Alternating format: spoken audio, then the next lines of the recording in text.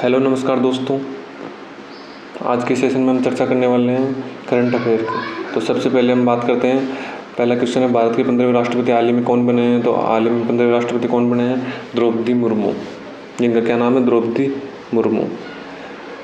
ये प्रथम आदिवासी महिला राष्ट्रपति हैं और वैसे राष्ट्रपति महिलाओं के क्रम में देखें तो दूसरी महिला राष्ट्रपति हैं द्रौपदी मुर्मू। इनसे पहले एक राष्ट्रपति रहे हुए हैं 2007 से 12 तक, श्री प्रतिभा देवी सिंह पाटिल। ठीक है, और ये दूसरी महिला राष्ट्रपति हैं और ये प्रथम महिला आदिवासी राष्ट्रपति हैं। ठीक है, और अब बात करें तो ये कौन से क्रम के राष्ट्रपति हैं? तो ये 15वें राष्ट्रपति हैं। ठीक है, और अब नेक्स्ट बात करते हैं तो आनंदीबेन है, ये अभी यूपी की राज्यपाल है फिलहाल। अनसुईया ये छत्तीसगढ़ के राज्यपाल हैं और वेंकैया नायडू ये वाइस प्रेसिडेंट है। ठीक है, तो अब थोड़ी सी बात कर लेते हैं अपन पॉलिटी से। तो पॉलिटी की भाग 15 के अंदर जो केंद्रीय प्रशासन उसके बारे में दे रखा है। तो इसमें जो आर्टिकल 52 से 62 है, इसमें राष्ट्रपति का उल्लेख किया गया है। कौन से आर्टिकल? 52 से 62। 52 से जो 62 इसमें राष्ट्रपति का उल्लेख किया गया है। तो एक एक इनकी सारी थोड़ी चर्चा कर लेते हैं। सबसे पहले 52वां आर्टिकल। तो आर्टिकल 52 में क्या दे रखा है? राष्ट्रपति का इसमें पद दे रखा है जो यूएसए के संविधान से प्रेरित है। ठीक है, और इसकी जो संवैधानिक स्थिति है वो ब्रिटेन की महारानी के समतुल्य है। ठीक है, और आर्टिकल 53 इसमें कार्यपालक शक्तियाँ कार्यपाल जो शक्तियाँ हैं वो दे रखी हैं। और अपन शक्तियों की बात करें तो अगर इस पर चर्चा करें तो कम से कम एक सेशन तो इसी का हो जाएगा। तो अभी इसके हम शॉर्ट में बात कर लेते हैं। इसके अलावा आर्टिकल 54 54 नंबर इसमें निर्वाचन मंडल से संबंधित है। ये आयरलैंड के संविधान से लिया गया है। इसके बाद में बात करें आर्टिकल 55। तो 55 में क्या दे रखा है? 55 में इनकी प्रक्रिया दे रखी है, इनके मतलब इलेक्शन कमीशन ऑफ इंडिया के द्वारा। और इसमें 50 प्रस्ताव और 50 अनुमोदन होने चाहिए। और आर्टिकल 56 की बात करें तो 56 में इनका कार्यकाल दे रखा है। बहुत सी एग्जामों में क्वेश्चन आए हुए भी इन आर्टिकलों से कि इनका कार्यकाल किस आर्टिकल में दे रखा है। राष्ट्रपति कार्यकाल से संबंधित कौन सा आर्टिकल है? तो आर्टिकल 56 हो जाएगा। इनका कार्यकाल 5 वर्ष का होता है और जब या तो ये त्यागपत्र दें और या फिर इनकी मृत्यु जाए भी इन्हें महाभियोग के द्वारा बैठाया जा सकता है। और इस महाभियोग का जो उल्लेख आर्टिकल 71 में किया गया है। ठीक है, अब आर्टिकल 57 की बात करें तो 57 के पुनर्निर्वाचन। तो राष्ट्रपति कितनी बार निर्वाचन हो सकता है? राष्ट्रपति का तो कितनी बार निर्वाचन हो सकता है, ये भी एग्जाम्स में क्वेश्चन आया हुआ है। तो इसके अलावा अपन बात करें तो आर्टिकल 58 में दे रखा है कि इसकी योग्यता क्या क्या होनी चाहिए। तो सबसे पहले तो है कि वो भारत का नागरिक होना चाहिए। दूसरी चीज़, आयु कम से कम 35 वर्ष की होनी चाहिए और लोकसभा का सदस्य के बनने की योग्यता होनी चाहिए। ठीक है, अब आर्टिकल 59 की बात करें तो इसमें शर्तों में वेतन और भत्ते दे रखे हैं।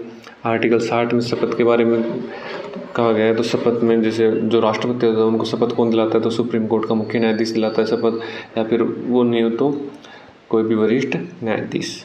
ठीक है, आर्टिकल 61 में महाभियोग। तो महाभियोग लाने से कम से कम 14 दिन पहले इनको बताना पड़ेगा।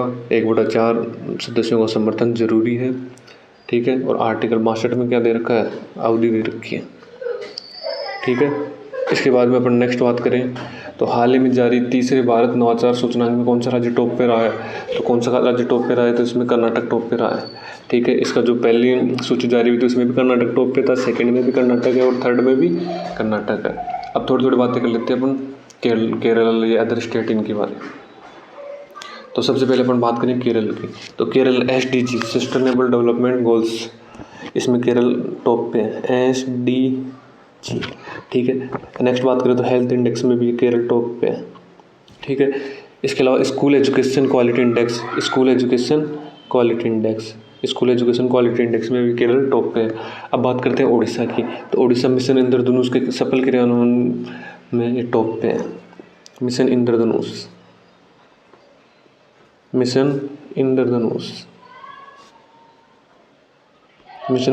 के सफल क्रियान्वयन के लिए भी ये टॉप पे है। और मध्य प्रदेश की बात करें तो एनीमिया मुक्त भारत में टॉप पे है। एनीमिया मुक्त भारत।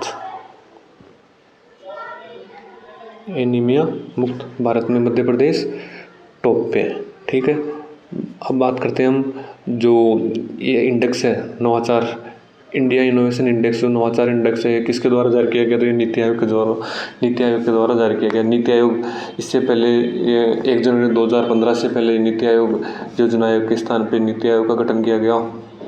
ठीक है, तो नीति आयोग, ठीक है, इसका 2015 में योजना आयोग के स्थान पे इसका गठन किया गया। ठीक है, तो जो इसमें कर्नाटक टॉप पे है। और जो अपन यूटी में बात करें मतलब तो इसमें चंडीगढ़, ठीक है, और सबसे टॉप पे, और पूर्वोत्तर और पहाड़ी राज्यों में मणिपुर है टॉप पे। और इसका जो है मेन मुख्य उद्देश्य है इनोवेशन को बढ़ावा देने का।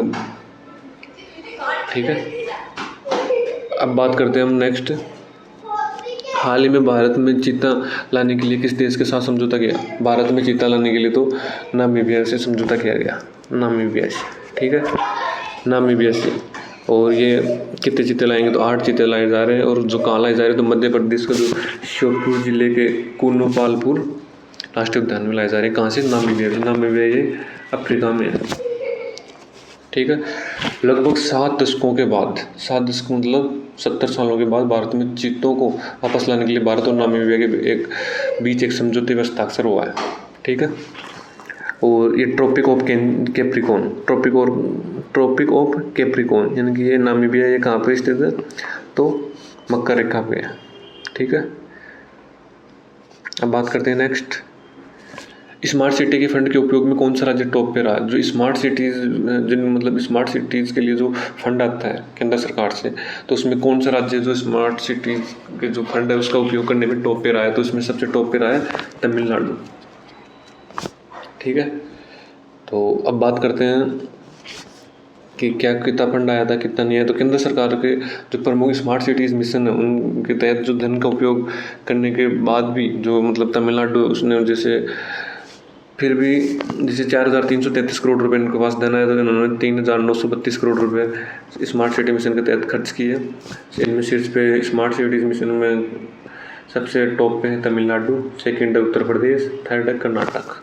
ठीक है, और ये स्मार्ट सिटीज़ मिशन ये कब आया था? तो 25 जून 2015 को आया था, 25 जून 2015 को। इस परियोजना का मुख्य उद्देश्य है कि जो भारत में रहने वाले लोग हैं उनका जीवन स्तर में उनमें गुणवत्ता में सुधार करना और उनके आर्थिक विकास को गति प्रदान करना, यह स्मार्ट सिटी का जो मुख्य उद्देश्य है। और ये 25 जून 2015, ये याद रखना डेट। अब बात करते हैं 13वीं पिट्सबर्ग जलवायु वार्ता कहाँ शुरू की गई? तो 13वीं पिट्सबर्ग तो ये शुरू की गई थी जर्मनी में। ठीक है, अब बात कर लेते हैं इसकी थोड़ी सी, तो जर्मनी में शुरू की गई थी। और इसमें किसकी अध्यक्षता में? तो जर्मनी और मिस्र जो संयुक्त इनकी अध्यक्षता में हो रही है COP27। ये आपको मैप में दिख रहा होगा जर्मनी। तो COP27 के मुख्य लक्ष्य क्या है? तो इसमें जलवायु कार्रवाई के क्रियान्वयन में सुधार लाने से संबंधित ये इसके उद्देश्य हैं। COP27 के कौन कर रहा है? तो जर्मनी। अब बात करते हैं भारत का पहला 100% जमींदार प्रमुख बंदरगाह कौन सा है? तो इसमें आ जाएगा जवाहरलाल नेहरू पोर्ट, जो कहाँ पे है? महाराष्ट्र में। ठीक है, कांडला पोर्ट तो यह है गुजरात में। श्यामा प्रसाद मुखर्जी, इसका पहले नाम था कोलकाता बंदरगाह, पश्चिम बंगाल में। विशाखापट्टनम बंदरगाह ये आंध्र प्रदेश में है। ठीक है, कांडला हो गया गुजरात में। जवाहरलाल नेहरू पोर्ट भारत का पहला 100% जमींदार प्रमुख बंदरगाह बन गया है। और इसमें अपन बात करें तो इसके जो बंदरगाह और नौवहन जलमार्ग मंत्री कौन है? सर्बानंद सोनोवाल है।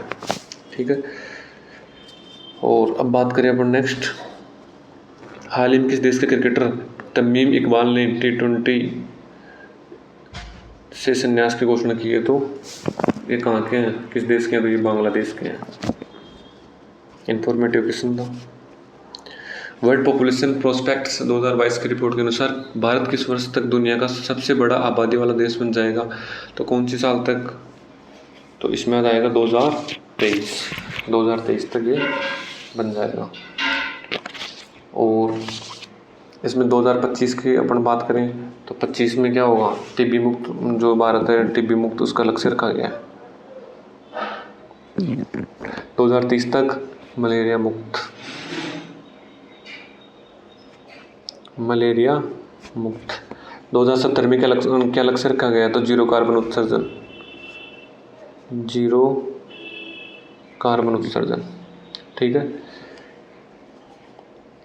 और जो मतलब वर्ल्ड पॉपुलेशन प्रोस्पेक्ट जो इसमें दे रखा है कि जो आने वाला 2023 है, दुनिया के सबसे अधिक आबादी वाले देशों में के रूप में चीन से भी आगे निकल जाएगा भारत। प्रधानमंत्री नरेंद्र मोदी ने 16 जुलाई 2022 को किस स्थान पर बुंदेलखंड एक्सप्रेसवे का उद्घाटन किया? तो कौन सा स्थान है? तो जालौन है, जालौन, ठीक है, यूपी में। 16 जुलाई 2022 को प्रधानमंत्री नरेंद्र मोदी ने उत्तर प्रदेश के जालौन जिले में बुंदेलखंड एक्सप्रेसवे का उद्घाटन किया। कब किया? तो 16 जुलाई 2022 को उत्तर प्रदेश के जालौन जिले में, ठीक है। 1 करोड़ की लागत से इसका निर्माण और आगरा लखनऊ एक्सप्रेसवे और यमुना एक्सप्रेसवे के माध्यम से दिल्ली से जोड़ेगा, ठीक है। और अगर अपन इनकी बात करें, जैसे लखनऊ, वाराणसी, कानपुर, तो लखनऊ है तो ये गोमती नदी पर बसा हुआ है। लखनऊ शहर किस नदी पे बसा हुआ है? तो गोमती नदी पे, गोमती नदी। और ये रक्षा मंत्री राजनाथ सिंह का निर्वाचन क्षेत्र है। लखनऊ है जो रक्षा मंत्री राजनाथ सिंह उनका निर्वाचन क्षेत्र है। अब बात करें वाराणसी की, तो ये अपने पीएम जो नरेंद्र मोदी उन्होंने यहाँ रुद्राक्ष कन्वेंशन सेंटर का उद्घाटन अपने ही निर्वाचन क्षेत्र वाराणसी में किया था। रुद्राक्ष कन्वेंशन सेंटर, रुद्राक्ष कन्वेंशन सेंटर, ठीक है। बात कर लेते हैं थोड़ी सी कानपुर की। तो कानपुर गंगा नदी पर बसा शहर है। यहाँ भारत का पहला लेदर पार्क स्थापित होना प्रस्तावित है। कौन सा? भारत का पहला लेदर LEATHER लेदर पार्क प्रस्तावित, ठीक है, कानपुर में। अब बात करते हैं अपन नेक्स्ट, खाद्य और ग्रामोद्योग आयोग के नए अध्यक्ष कौन बने? तो इनके नए अध्यक्ष हैं मनोज कुमार, ठीक है। अभी अपन ने बात की थी वो नीति आयोग के उपाध्यक्ष तो सुमन बेरी हैं, ठीक है। और मनोज कुमार इन्होंने किसका स्थान लिया है? तो इन्होंने विनय कुमार सक्सेना का स्थान लिया है। खाद्य और ग्रामोद्योग आयोग, इसकी स्थापना 1956 में हुई थी और इसका मुख्यालय कहाँ है? तो मुंबई में, ठीक है। ये है मनोज कुमार जी। तो आज के सेशन में इतना ही, बाकी बात करते हैं हम नेक्स्ट क्लास में। Thank you.